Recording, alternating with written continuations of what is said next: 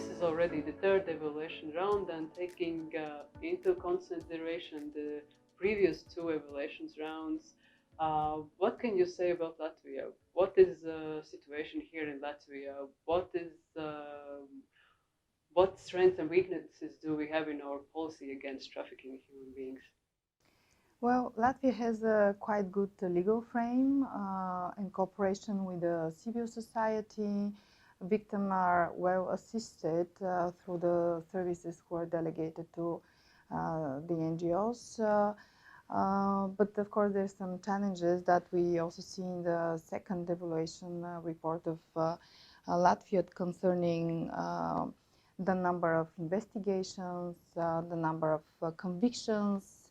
Also, it's a huge challenge, of course, not only for Latvia, but for many other countries, the suspended sentences of traffickers, because you probably understand that the suspended sentence is not a justice for a victim of trafficking. So it's very important, the state, to assure that the traffickers receive the convictions that are basically responding to the crime they've done, and this is a crime against human rights, and it's the convention is very clear on this, and the human rights approach in the convention is it's very strong that victims also should receive good assistance and support.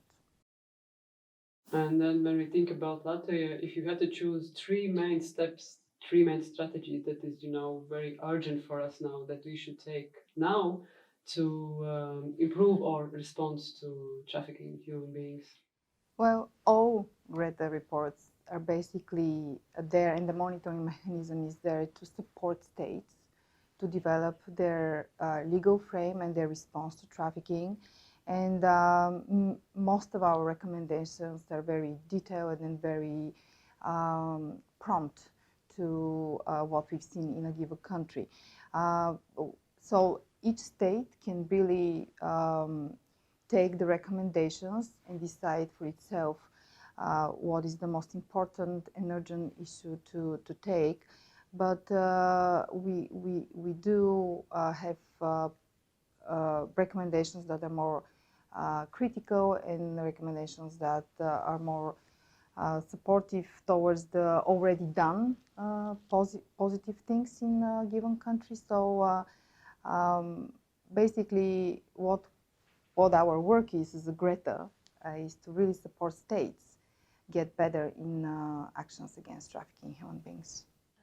We don't want to preempt the final Greta report, because if we actually answer this without having the final Greta report, which will be adopted by Greta in November, it will be almost like, as I said, preempting the decision of Greta, and that's why Antuanetu is not doesn't want to commit herself to something very, very concrete, because we don't have the final report yet.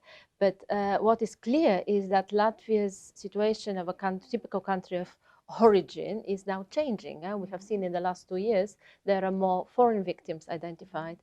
So clearly one of the strategies that you have is to think about that. Not in the past, it was more about how to protect Latvian, mostly women and girls and men, for victim.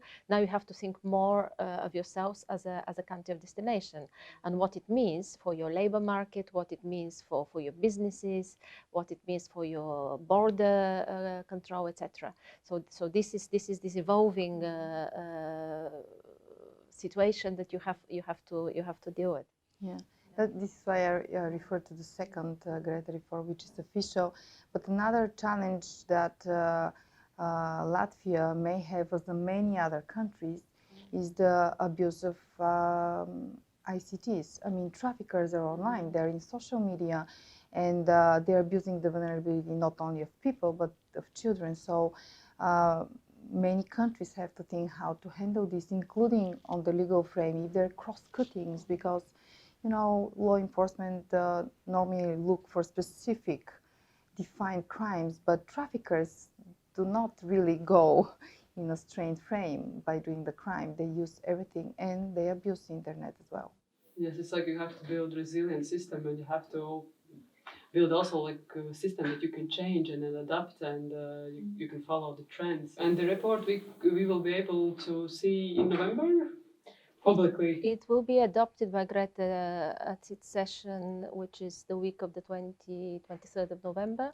Then it will be sent to you, and you will have 1 month to provide final comments, and then it can be published.